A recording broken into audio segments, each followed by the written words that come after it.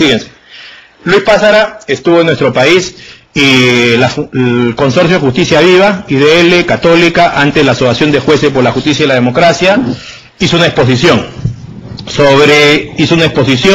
sobre el tema de cuál era la cantidad de abogados que patrocinaban con el nuevo Código Procesal Penal en Latinoamérica y en Centroamérica que de oficio. Y estableció en una investigación que hizo que en el 86% de casos penales en Latinoamérica y en Centroamérica los abogados son de oficio. Entonces dígame, un fiscal versus un abogado de oficio en el 86% de casos.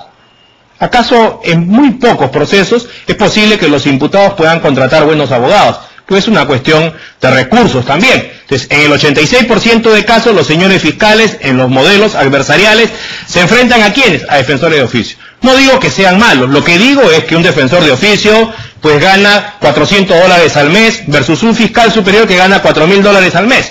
Su adjunto $3.000 al mes. ¿Quién está en mejores condiciones de poderse capacitar? De ir a mejores maestrías, doctorados, mejores cursos, tener mejor implementación tecnológica. Acuerden que hay gastos operativos para que eso sea así.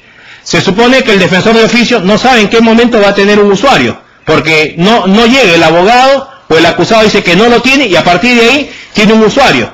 Tiene tiempo de preparar el caso, de hablar con su cliente lo suficiente, de algunos recursos para conseguir que vengan testigos, para que vengan peritos, o sea, la posibilidad, si el juez ya no va a intervenir, si el juez va a ser un tercero imparcial, ya no se va a sumar al fiscal, ¿quién está en mejores condiciones de vencer? Ese fiscal superior, de todas maneras es parte del Estado, tiene más facilidad de poder conseguir elementos de convicción, producir pruebas, versus el defensor de oficio que ni siquiera tiene una oficina en los órganos judiciales penales.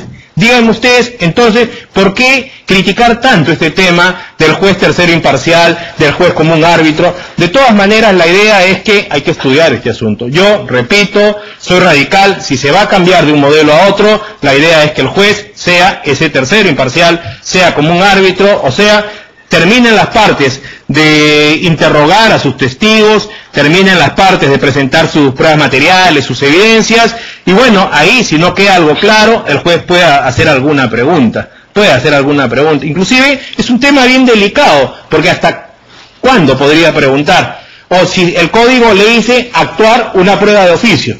Entonces se han ensayado una serie de respuestas de actuar una prueba de oficio o no, y se puso un ejemplo. No sé qué les parecerá a ustedes el ejemplo de en qué caso un juez podría actuar una prueba de oficio. Seguramente es un ejemplo muy polémico. Se trata de un caso de violación a la libertad sexual entre un imputado de 18 años y se dice que es un menor de 13 años de edad. El asunto es que va el caso al juicio oral, etc., el fiscal hace su pretensión, presenta sus pruebas, el abogado del imputado replica, ¿y cuál es el problema? Que cuando termina la actividad probatoria, el juez del juicio oral se da cuenta que no hay partida de nacimiento. Y si no hay partida de nacimiento de la víctima, lo más probable es que tenga más de 14, y si es más de 14 en nuestro país, no es delito contra la libertad sexual. Porque ha sido con su consentimiento, ha sido con su voluntad, esa es la versión del imputado y de la misma víctima. Entonces, hablamos de garantías con eficiencia. Hay que garantizar los derechos de los imputados. Y cuando hablábamos de eficiencia, decíamos, hay que tratar de lograr de dar una respuesta a la víctima, una respuesta a la sociedad. Y en esos términos el juez no dispondría de oficio solicitar que el municipio le envíe la partida de nacimiento, se pone en conocimiento de las partes, y ya tenemos el instrumento para establecer que tiene 13 años de edad. Y por lo tanto va a haber una sentencia que declare su responsabilidad. Un ejemplo que nos liga a nosotros de lo que podría ser una prueba de oficio y que seguramente puede estar sujeto a críticas.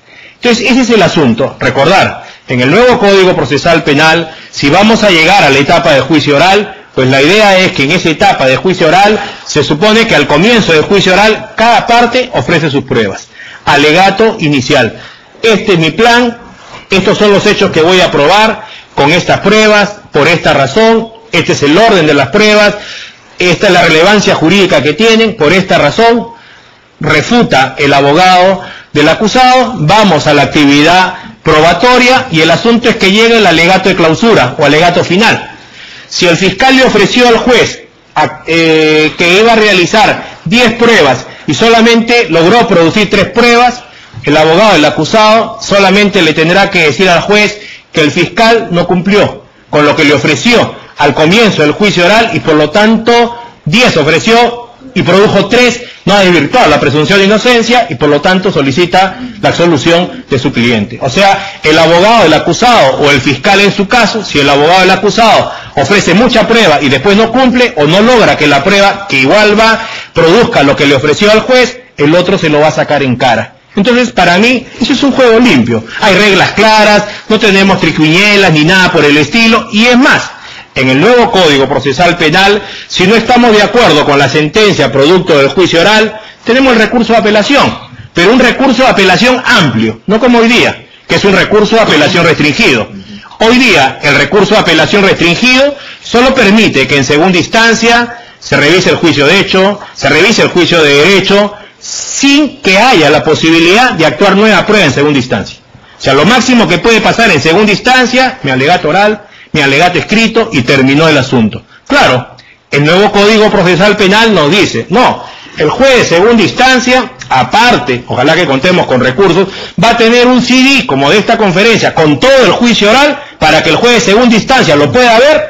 También hay la posibilidad que en segunda instancia se actúe prueba nueva y por lo tanto el juez de segunda instancia por inmediación pueda conocer a las partes, pueda haber oralidad y mediación, pueda haber contradicción. Y nada, terminamos con lo siguiente: si no me satisface esa resolución de segunda instancia que revise el juicio de hecho, el juicio de derecho respecto a este juicio oral que ha habido, pues me queda la casación, porque se incorpora en el nuevo Código Procesal Penal para los casos donde la pena sea mayor a 6 años de la casación. La casación. Hoy día no hay casación en materia penal, por si acaso. La casación no es cualquier cosa, sino los procesalistas civiles saben muy bien eso. Requisitos para admisibilidad. Si te lo admiten, requisitos de procedencia. Dígame dónde está en el Código de Procedimientos Penales ambos requisitos. Cuando el artículo 141 del Código Procesal Penal habla que la Corte Suprema conoce en última instancia en casación, no quiere decir que se haya extendido a materia penal, porque mientras no haya una ley de desarrollo que establezca los requisitos de admisibilidad, los requisitos de procedencia y la taxatividad de estos, no tenemos casación en materia penal. Hace algunos años veíamos sentencias de la Corte Suprema que decían que en queja por casación la declaraban fundada, y eso va en contra de la Constitución, va en contra de la ley. Cerramos diciendo: el nuevo Código Procesal Penal es una apuesta, va a haber gente que siempre se resista a los cambios. Creo que ya no debemos permitir que eso sea así. Seguramente habrán más conferencias para ver el tema de la implementación, pero hay que pensar que la interpretación del nuevo Código Procesal Penal siempre debe ser buscando los dos fines modernos del derecho procesal penal, que son garantías con eficiencia y que haya un punto donde todos podamos lograr que converjan. Muchas gracias.